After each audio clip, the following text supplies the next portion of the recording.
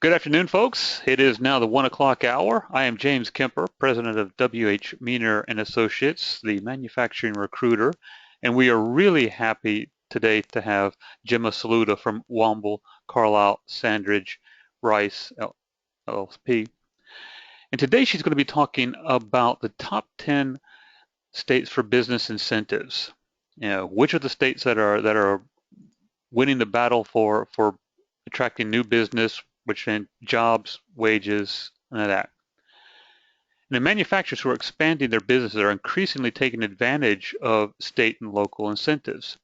States are most interested in companies that are creating new, high-paying jobs that improve the standard of living of their citizens and diversify the state economy. This webinar will be discussing the states that are leading the charge in recruiting manufacturers. These states include Indiana, Michigan, Ohio, Wisconsin, and the Carolinas. It will also discuss the factors that make these jurisdictions attractive to manufacturers, such as tax incentives, energy costs, workforce education programs, supply chain convenience, and the legal climate. Now, Gemma Saluda defends manufacturers, sellers, distributors, and other businesses in product liability litigation. And her clients range from small family-owned businesses to Fortune 100 corporations. They also include government entities such as city governments and local boards. She represents clients in both state and federal courts. She has represented clients in both non-injury and jury trials and has argued before the North Carolina Court of Appeals. She was awarded the Citizen Lawyer Award by the North Carolina Bar Association in 2014. Now, this award recognizes exemplary public service to North Carolina communities. Winners typically are actively involved in nonprofit, civic, and pro bono activities. And Gemma volunteers her time with the North Carolina Center for Nonprofits, the Forsyth United Way, the Women's Fund of Winston-Salem, and Hands On Northwest North Carolina. She also participates in the education of future attorneys at Wake Forest School of Law and Elon Law School. So without further ado, we have Gemma Saluda.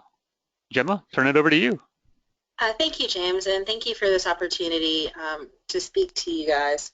This is a very long PowerPoint presentation, so before I start, I just wanted to warn people that hopefully we will be giving out this PowerPoint presentation as a download for later so that you don't have to feel rushed in reading some of the text. In fact, I think I break all the rules of PowerPoint presentation trying to make sure to get all this information to you guys. So with that, let me go ahead and start the presentation. So we're talking about the top 10 states for business incentives. To kind of figure out which states were the top, we did a lot of research on what are the factors in business climate, what are the players, and what is the media saying are the top 10 states that really have this competitive advantage in recruiting business. So we studied material from Forbes, Site Selection, Chief Executive, Area Development, the business journals, and we analyzed the states that routinely were in the top 10. We then took those states and did an analysis of what the incentives were in each particular state. States that frequently were on the list, but when we analyzed all the numbers, didn't make it to the top 10 were Iowa, Texas, Utah was pretty top, Florida, Tennessee, Arizona. So those are all great states for all different reasons, but they do get honorable mentions. So what are the factors in choosing sites? When you're thinking about moving your business or even keeping your business in an area, what are the factors that really help your business succeed? The number one factor for most all business is the availability of skilled employees. Typically, your labor costs are going to be the highest cost for your business. So having a pool of skilled laborers or employees is very high on the list. It's an expense that is just going to keep coming year after year. So you want to make sure that you have good skilled employees and that you can be competitive and hire them. You're interested in highway and transportation. You're interested to see if there's a union or a non-union state, whether there's even any room with occupancy and construction, the availability of buildings, corporate tax rates. Once again, that's one of the expenses that keeps coming in over and over again. So corporate tax rates are a huge issue when you're thinking about permanently moving something such as your headquarters or a large department of your business. You're interested in state and local tax incentives, energy availability and costs. There are some states that have high energy costs, and there are other states, for instance, we'll be talking about Louisiana, that have historically low energy costs. You're looking at tax exemptions, whether there's land, permits, looking at environmental permits and business license. So if there's any place that has fast track permitting or one-stop shop permitting, is a huge savings on business expenses. And then, of course, logistics, property to major markets, how to get those products to your customer's hand in the most efficient way. So let's start with number 10, which is South Carolina. Now, I will say that South Carolina is number 10 on this list, but it's not going to be number 10 for long. South Carolina has a very robust industry. They are very good at recruiting. The reason they ended up at top 10 is in 2013 they had a little bit of a dip in some of their recruiting metrics, which threw off the numbers. So in my opinion, while South Carolina is number 10 on this list, if this list were created even 6 months from now, it would be way higher up on the list. So in South Carolina, they're commonly called the Beast of the Southeast. They are a non-union state, a right-to-work state. They've landed some huge projects. Notably, the first one was BMW. They recently got Boeing. They recently got Volvo. There is a huge Michelin tire plant that employs lots of people in South Carolina. So let's see what South Carolina is doing right. So first off, you have general incentives in South Carolina. Now these, I kind of like to think of these as when you're thinking about business costs and moving your business. You've got basically 3 categories of business costs. The first cost is your startup cost, the cost of the moving trucks, moving the equipment, buying the building. Then you've got the speed to market cost, like how quickly can you get your product or your service out there. And then you've got the recurring costs, those costs that are going to come up year after year. They're going to be continuous. They're costs such as energy, costs such as taxes, costs such as labor.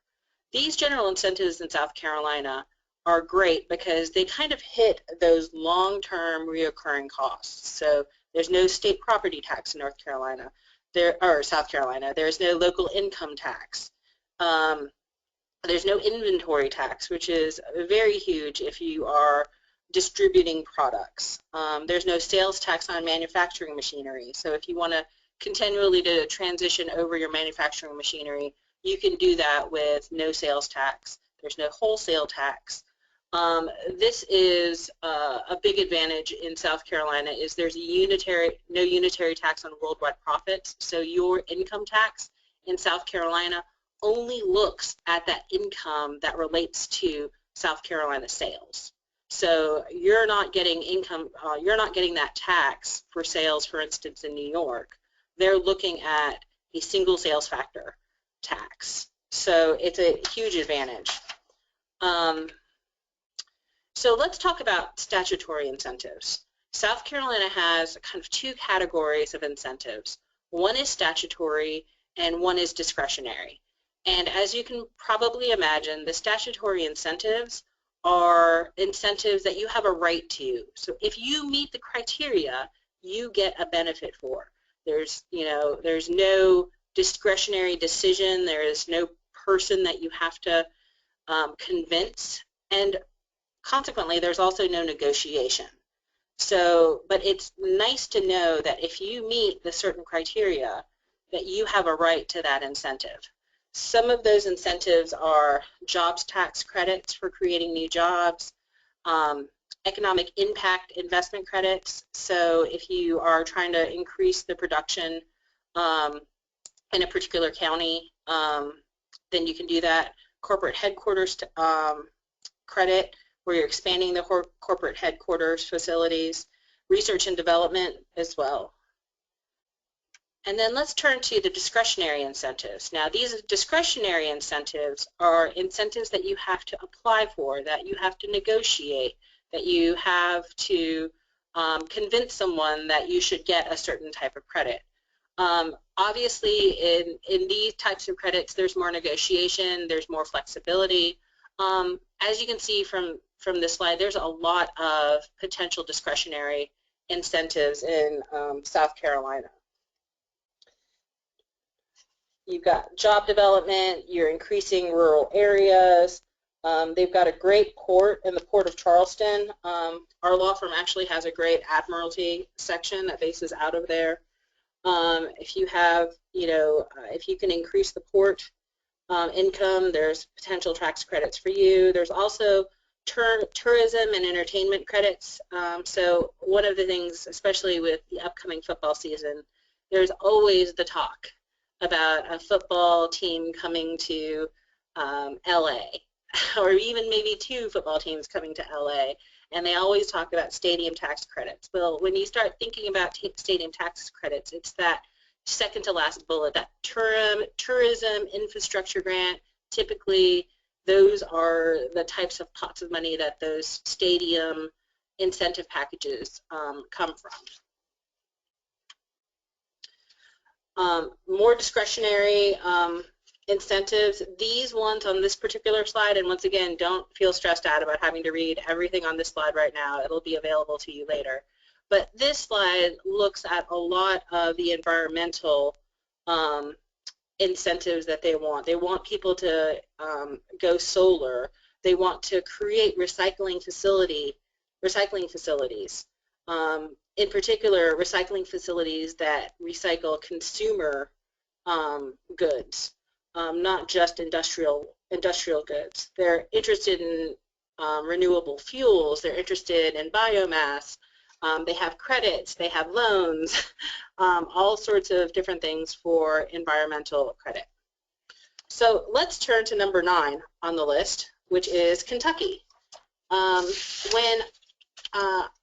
I want you to think about when we go through these states, I've kind of picked out themes and personalities for each of the individual states regarding their economic development strategies. So in South Carolina, they just have a great overall strategy, and that's why they're the beast of the Southeast. In Kentucky, I would like you to kind of think of their strategy as rewarding rural development. So to the extent that the business rewards rural development, increases rural capacity, the more incentives there are for you. Manufacturing is very dominant in Kentucky. One out of every 8 non-agricultural jobs is in Kentucky. They're home to a lot of automotive assembly plants. They have this increased incentives if you develop in rural counties, and right now for this fiscal year they have identified 74 counties in Kentucky as the enhanced incentive or rural counties. There are only 120 counties in Kentucky, so over half the counties in Kentucky are considered rural. So there are a lot of options if you want to develop, for instance, a little bit outside of the larger cities. So you're not completely stuck in a completely rural area. So let's talk about one of their largest programs, which is the Kentucky Business Investment Program. They give credit out, and to be eligible, you have to be in certain businesses. Manufacturing, agribusiness. If you transition your regional or national headquarters, no matter what type of business you are, you could be an internet business, or you could be a large real estate business. It doesn't have to be manufacturing or agribusiness if you do headquarters. And then non-retail services or technology activities, once again, regardless of the underlying business. However, if you're going to do the non-retail or technology, they want to make sure that you're not just getting credit for doing that type of service for already existing Kentucky businesses. So they want to make sure that it's designed to serve multiple states, not just Kentucky, national or international market. They want the call centers where people call in. They want to make sure that it's a large enough base. They want to make sure that the customer base includes more than 50% of non-Kentucky residents.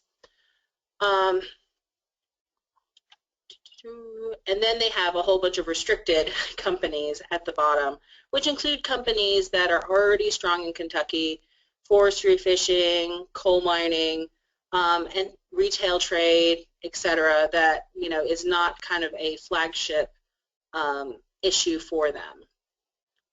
So those are the eligible business types. Now, what type of project do you need in order for it to be eligible? Well, it has to create a minimum of 10 new full-time jobs for Kentucky residents. And knowing what the other states have and knowing kind of looking at states in comparison, the minimum of 10 new full-time jobs is actually quite low. That is a very reasonable low mark for getting some of the business incentives. And maintaining 10 new full-time jobs is a pretty low threshold compared to other states. Again, the investment minimum of $100,000 is once again compared to other states pretty low. Another great issue for Kentucky is this wage minimum requirement. So in Kentucky, they are once again very focused on making sure those rural areas develop. So their wage minimum requirements are actually very reasonable. One of the most reasonable we've seen as far as trying to keep it as low a cost. So they want to make sure that 90% of those jobs have at least $10.88 per hour wage, which is 150% of the federal minimum wage. If you're in a rural section, it can be as low as $9.06 per hour. The reason why this is interesting, at least to me, when we're comparing other states, is that other states will use percentages that are related to the area. So for instance, we'll talk about Oregon in a few minutes, but in Oregon, your wage requirements are compared to the wages in that area versus the federal minimum wage. So with Kentucky not being tied to a particular area, you could, for instance, have a facility right next to the Toyota plant in Kentucky and still have very reasonable wages instead of having the Toyota plant wages increase that percentage. And then they also have employee benefit minimum requirements. They want to make sure that the employers are providing benefits to the employees. However, those benefits are very reasonable as far as the amount. They want to make sure that the benefit equals 15% of the minimum hourly wage. So it looks like if you have a $10.88 an hour job, it would be somewhere around the $1.50 area for the benefits packages. So what do you get? For doing all of that, making sure you create at least 10 jobs, you have $100,000 investment, what do you get? You get incentives for 10 years and up to 15 years if it's in a rural county.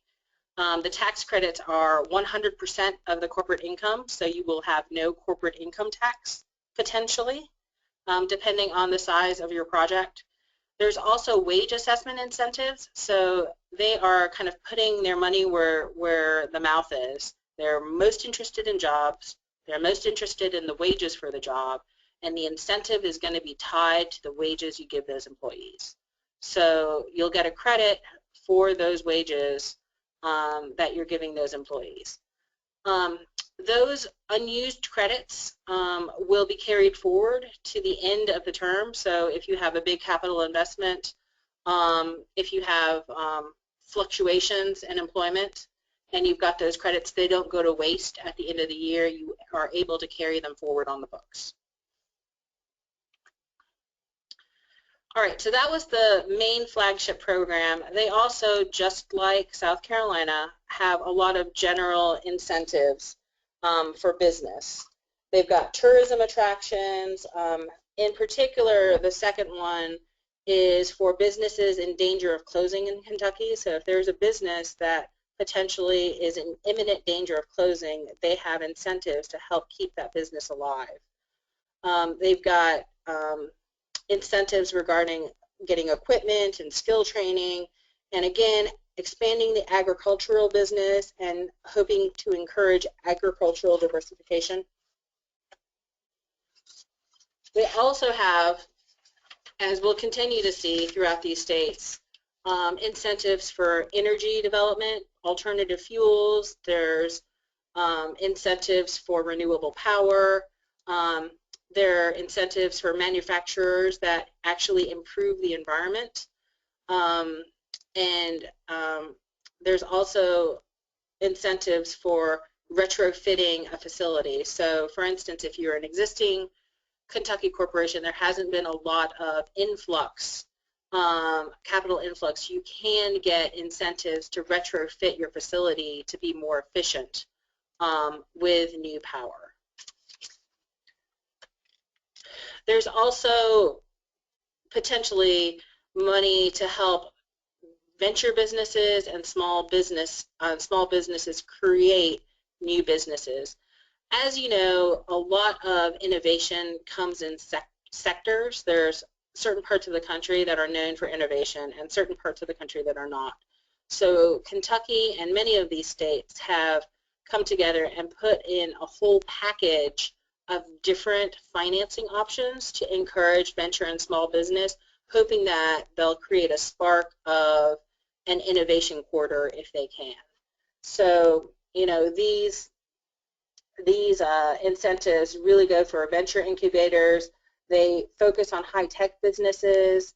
The first one is very interesting, which is this federal grant for competitive high-tech small businesses. If you have gotten this federal grant, Kentucky is willing to match you dollar for dollar on the federal funds that you receive, and you don't even have to be a Kentucky business when you get that federal grant. You can then decide that you're going to become a Kentucky-based business after you get that grant, and they will match their funds. That's how interested they are in creating new and venture small businesses. They have options for seed, venture, and expansion capital, and they also have angel investors. All right, so let's move on to Alabama. Alabama is a great state for business. They are very interested in recruiting businesses. They are willing to put down a lot of money for incentive packages. In fact, most of the largest incentive packages there are have come from Alabama. They have key manufacturing and automotive, aerospace, defense, metals, forestry, agriculture, chemicals, bioscience. They are a right-to-work state. They've got facilities with Mercedes-Benz, Honda, Hyundai, Airbus. The way that I like to characterize Alabama and their focus, even most recently, is they know that they have good programs, but now they're focused on becoming a lot more easier and a lot more accessible to businesses. So if you think of it like you're selling a house and you want to stage the house so that people can see themselves in the house, that's kind of what Kentucky is trying, or not Kentucky, Alabama is trying to do. They're trying to make it easier to see how you're going to get into Alabama. So they have adopted this, I term, one-stop shop model. And this one-stop shop model consolidates a lot of the headaches and permitting and regulations that normally a new business would have to do. The first sub-bullet point there, the Alabama Department of Commerce will now administer all workforce development programs. That just happened this year. So they had decided that, with commerce and the taxing authority and environmental and, all these different players that are in the business incentives pool, they decided that's too much and that's overwhelming for businesses sometimes, that we are just going to put it under one umbrella to help coordination and make it easier for Alabama companies to do business.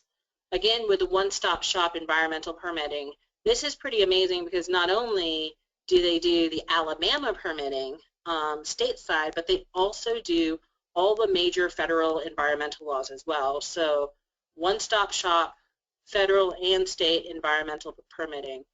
They also have a good career center, knowing that workforce is a big issue for potential employers. They have created this Alabama Career Center to help not only Alabama businesses but job seekers as well.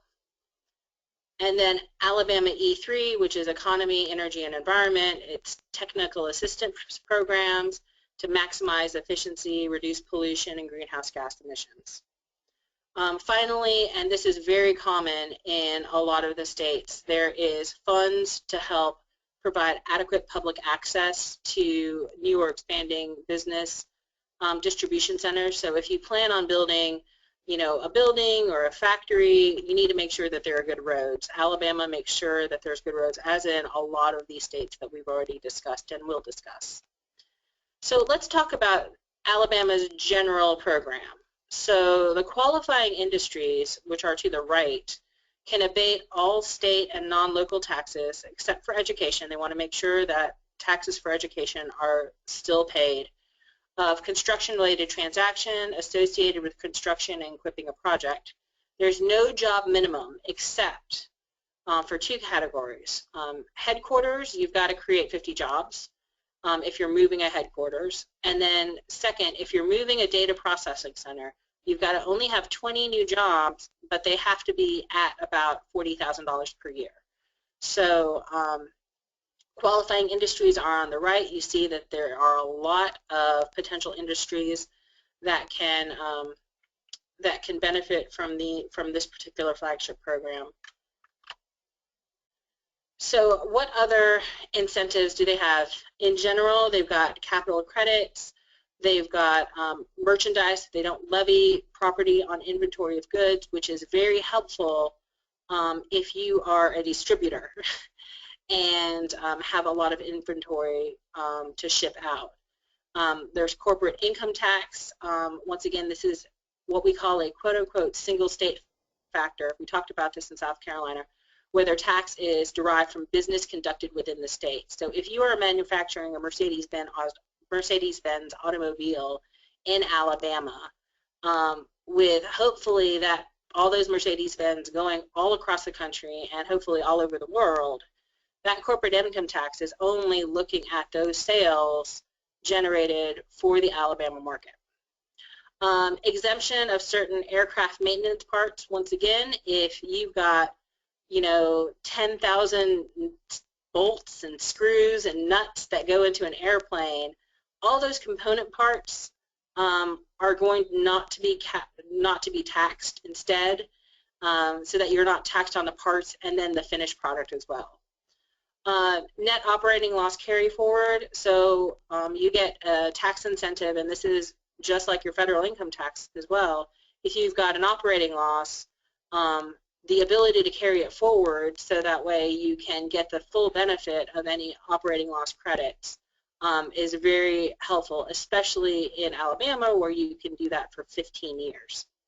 And once again, the raw materials exemption, this is similar to the airplane discussion that we just had before. Again, Alabama is interested in energy and environmental issues. They've got sustainable energy savings. They've got a biomass program. The interesting things about the environmental and energy aspects in Alabama, you know, the loan program, we see that in other states. The biomass program, we see that in other states. The interesting thing in Alabama, in our research, is this issue with water. I haven't seen this water issue in other states, but it is very interesting. So that water used in industrial manufacturing, in which 50% or more is used in industrial processing, is also exempt from utility gross receipts tax. So if you have a business that uses a lot of water, this might be a huge incentive for you to go. Just like you always think energy, raw materials, all those issues that go into creating that finished product, if you can save money on, you know, one of those things, that's going to affect your bottom line.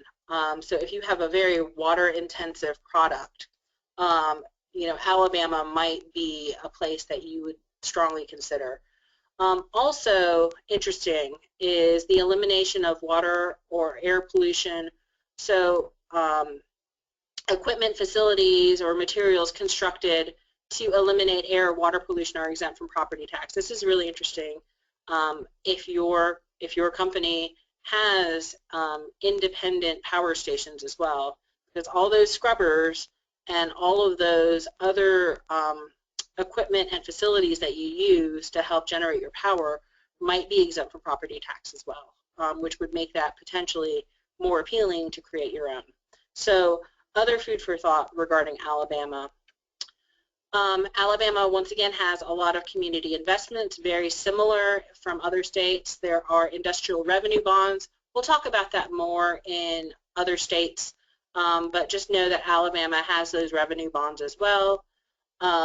They give incentives for, you know, investing in low-income communities. The last bullet is pretty interesting as well. I hadn't seen it in another state when doing this presentation, but they will actually give a premium for hiring recent veterans. So I thought that was really, really nice. And then finally in Alabama, once again, they want to make it easy for people to move there and for industries to move there. So this industrial development grant program helps local counties and municipalities to prepare that space, to make sure that there is space in their locality to attract those businesses. This is interesting to me because it can happen before someone wants to even come to that site. So to anticipate and make more attractive these site preparation grants. All right, so the next state that we're going to talk about is Ohio. Ohio, I like to think of as like the comeback kid or the rebound state. They lost a lot of manufacturing jobs during the Great Recession. It has regained 50,000 over the past 4 years, and they've been among the top 20 states in job growth since 2011. So they have really made it a focus for them to get those jobs back. I also like to think of them as a jack-of-all-trades state because, as you'll see through the presentation, they do about a little bit of everything.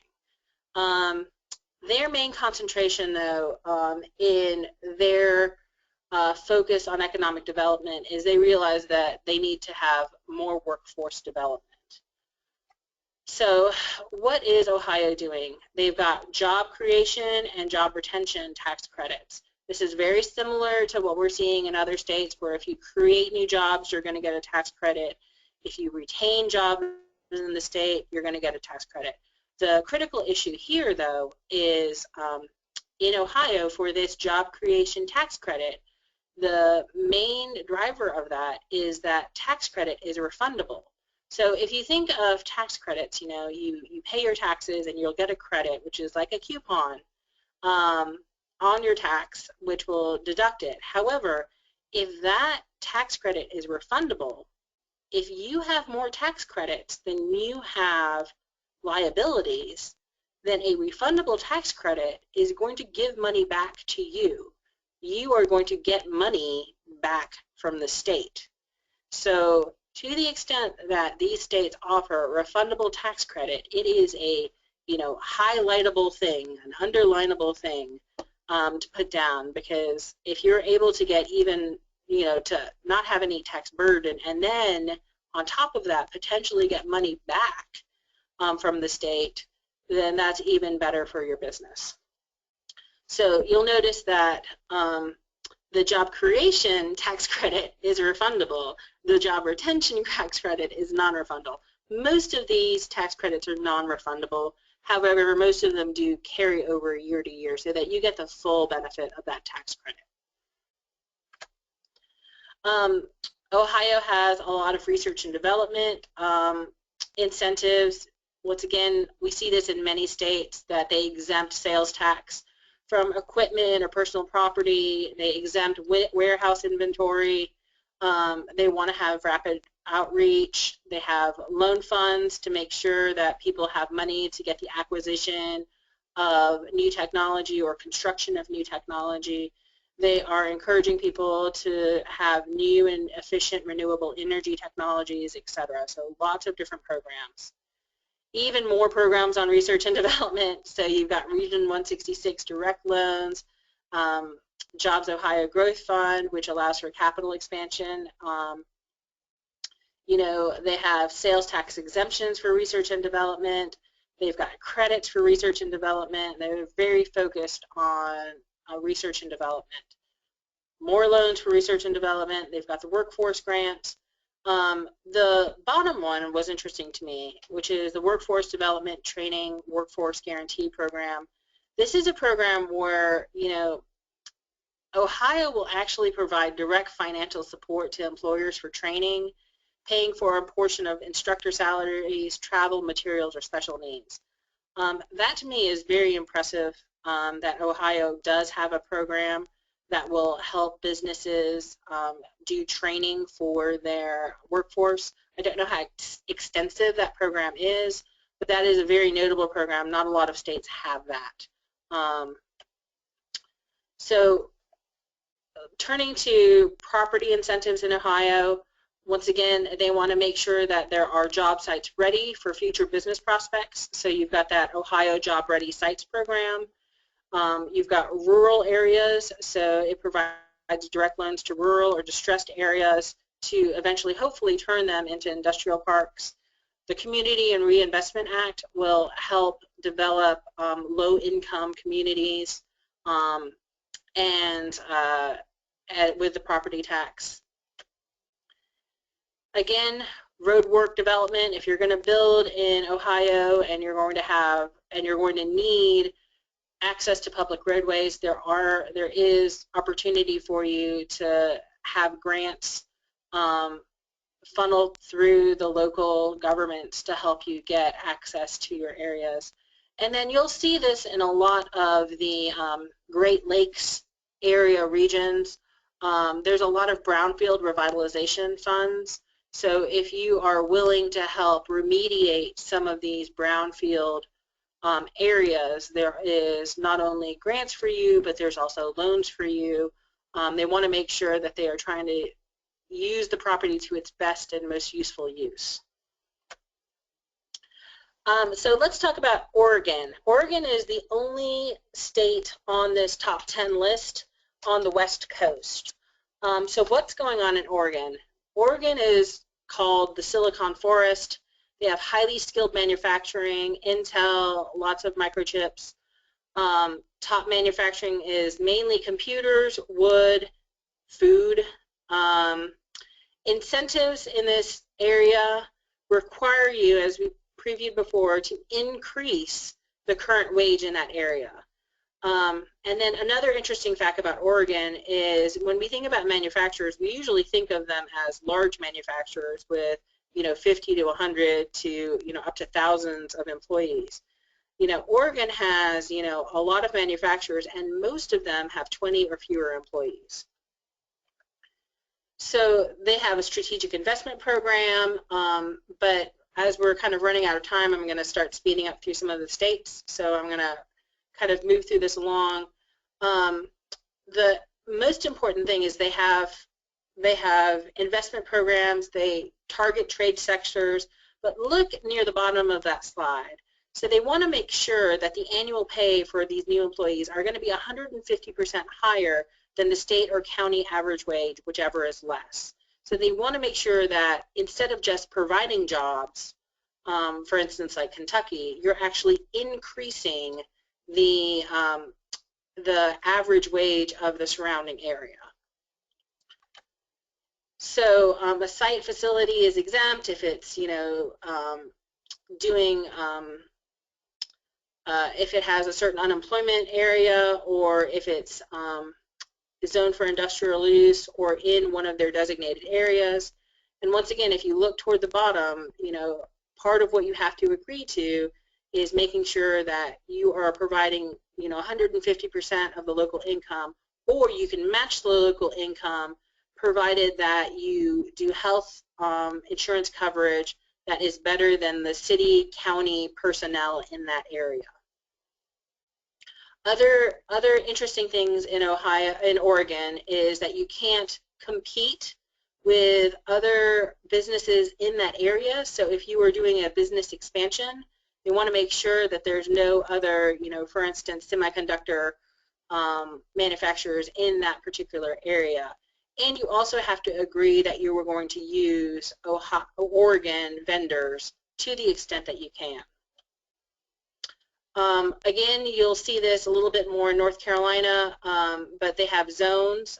The abatement or the incentives will last depending on the zone that you are in. So standard zones 3 years, extended zones 5 years, long-term loans up to 15 years. Again, incentives for rural development. Again, we've got lots of different energy initiatives, lots of things that we have seen before. In particular in Oregon, they've got food processors exemptions, which is a little bit different, but a lot of the same things. Wisconsin, so the personality in Wisconsin is, their state motto is forward, and I'd like you to think of them as being very forward. Out of all the states that we've looked at, Wisconsin has probably the most organized and developed plan and strategic initiatives, and they make those strategic initiatives very clear. So on this slide and on the next slide, you'll see their business clusters that they're focusing on. Energy, power, water technologies, which makes sense given that they're close to the Great Lakes. Food and beverage, remember they're the Dairyland or the heartland of the Dairyland. Finance and insurance services, headquarters, we've seen lots of people wanting headquarters. Medical technology and bioscience. They do give a nod to machinery manufacturing, which is a legacy industry, as well as printing. They have goals that they want to do to encourage new businesses, which you can see on this slide. Again, we see that they have property tax exemptions, what we've seen before, machinery, equipment, etc., waste treatments, etc., sales tax exemptions, very similar to what we've seen, equipment, fuel, energy, personal property, raw materials, etc. They have a lot of loans, attraction grants, revolving loans, bonds, and tax credits for tax liabilities. They are, once again, just like Ohio, focused on innovation. Ohio and Kentucky, they have a lot of programs for smaller business, microloans, seed funding, angel investors, etc. That is very impressive. Again, America's Dairyland, they have special incentives for dairies and meats, and once again, these tax credits for the manufacturing agriculture are refundable. So refundable is always better. Louisiana, Bienvenue. So what personality I'd like you to think about Louisiana is that they have very cheap natural gas, and that makes them very, very desirable if you have a energy intensive manufacturing. They are also very focused on the production of chemicals, and they are trying to compete with Texas on the manufacture of these chemicals. They have enterprise zones, so once again, we're looking at trying to make sure that we are giving jobs to the people who potentially most need it.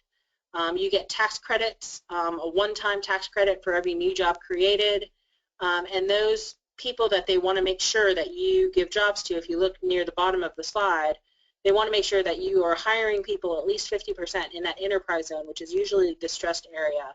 You know, people receiving approved form of public assistance, people who have a below 9th grade proficiency in reading, writing, or math, or people unemployable by traditional standards. So they will give the most money if you are trying to find jobs for the hardest to find jobs to.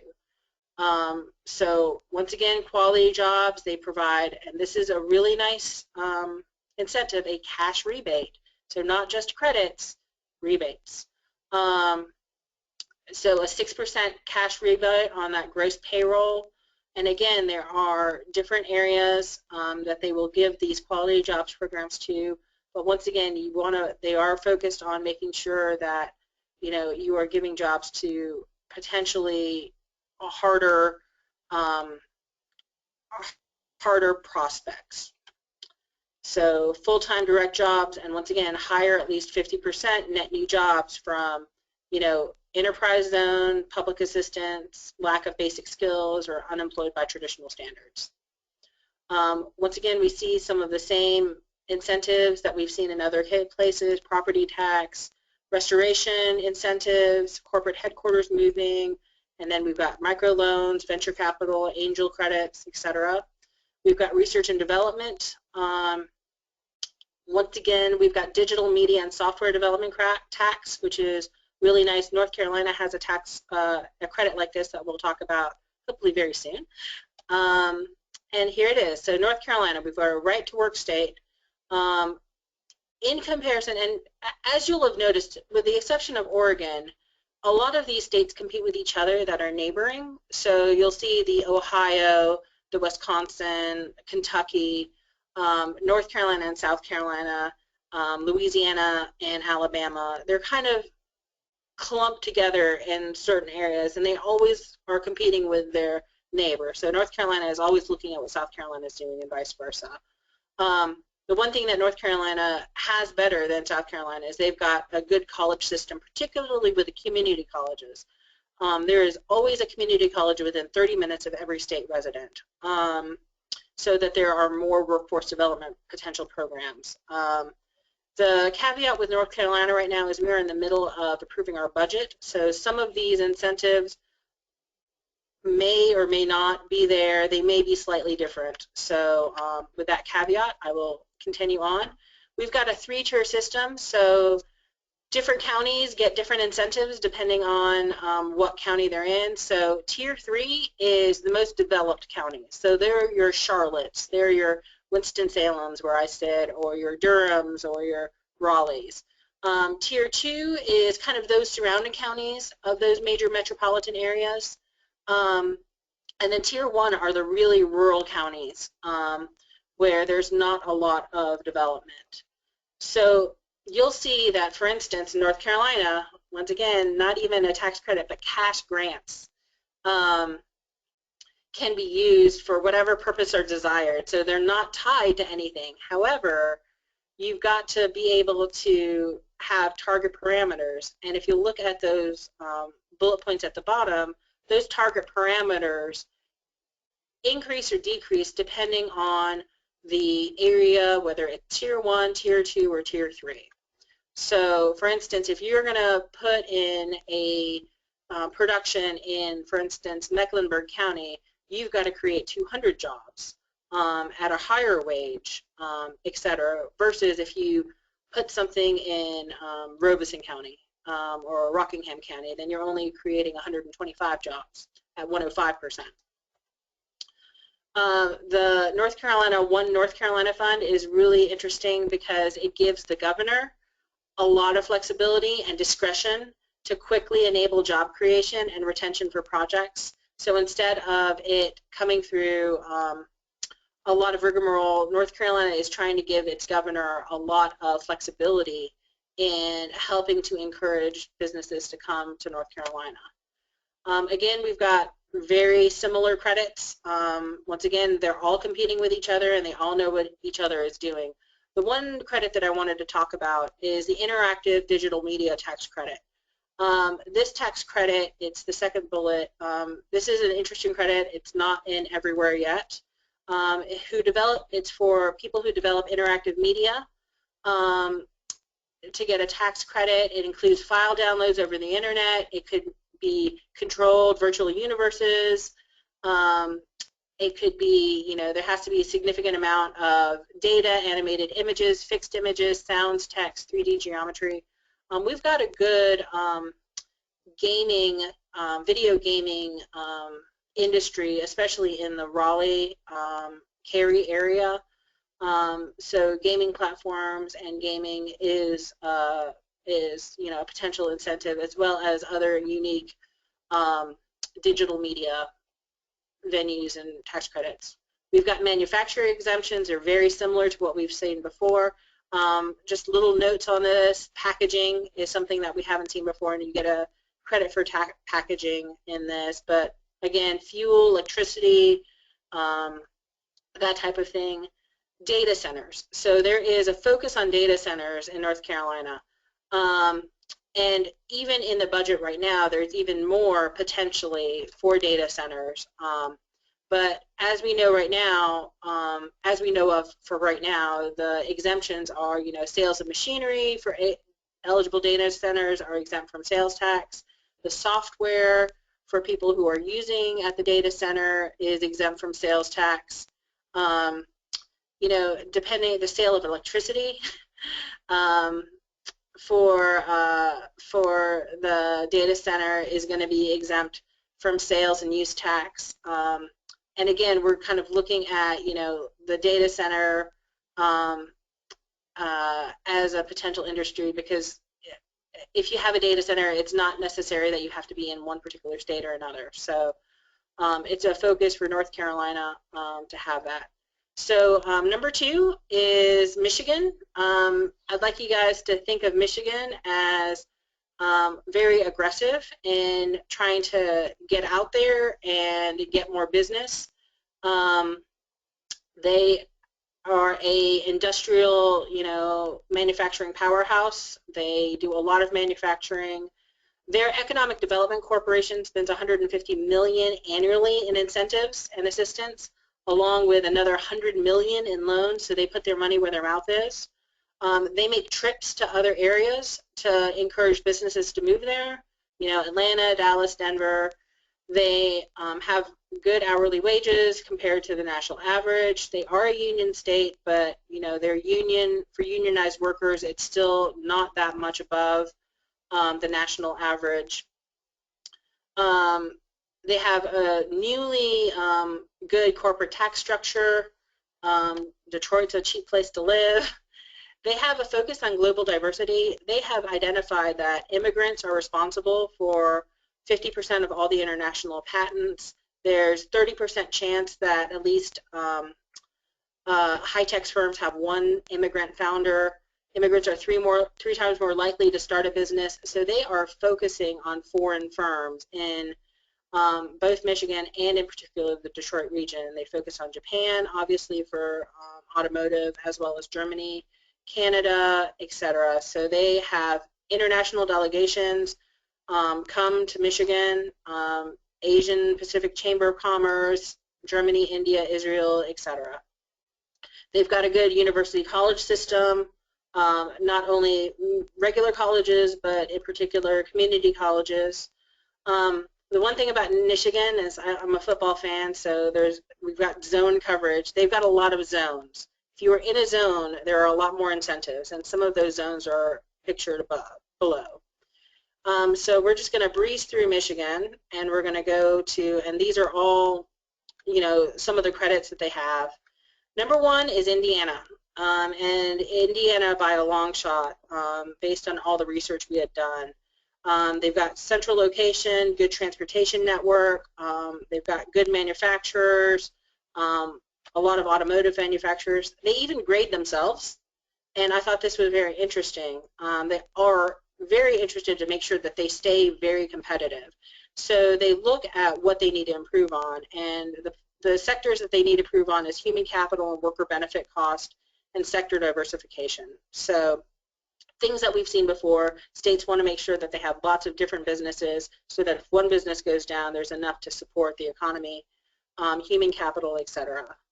So general incentive, so EDGE, that's the big program in Indiana. It gives it an edge. The EDGE tax credit is very similar to what we've seen, but look at it, it is a refundable tax credit. So it is one of the best tax credits you can get, and it's phased for up to 10 years. It includes, there's relocation assistance, etc.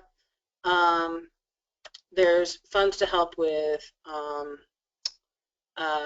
roads and materials. They have public financing, so instead of getting loans from a financial institution, they have a program where you can get loans from the individual counties and cities. A lot of states have this, but you can do public financing to help with businesses. So you would actually be getting loans through bond initiatives of the localities. It saves you a lot of money in financing.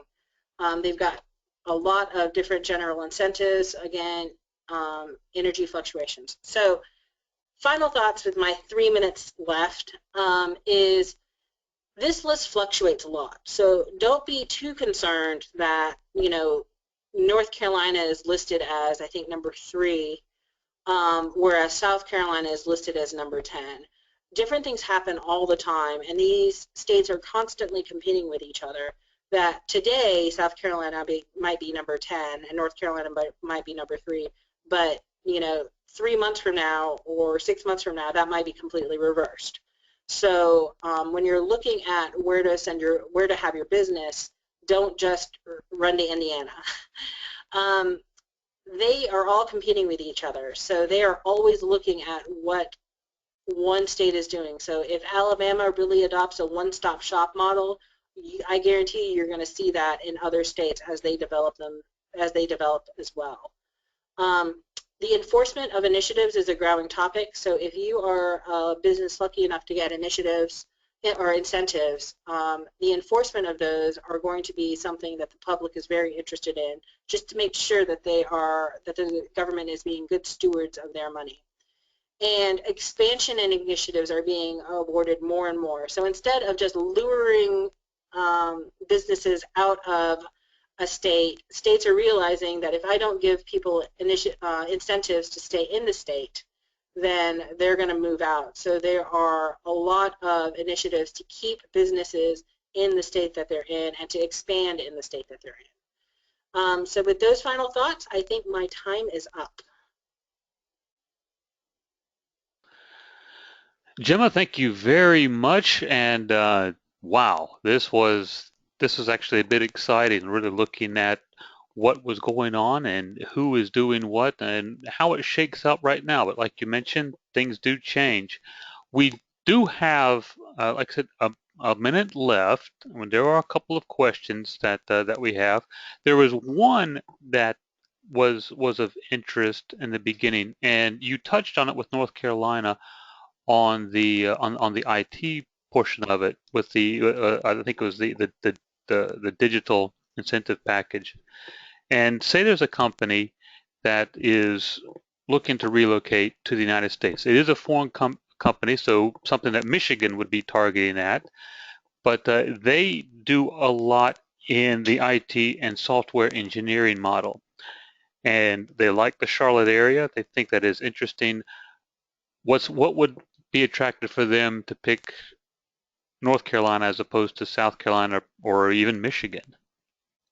Well, I think that once they know what they are potentially bringing in the area, that they can probably look at what incentives they have. So, for instance, if they're going to be having, like, for instance, 20 jobs or 40 jobs, once they know the number of jobs, they can actually compare apples to apples.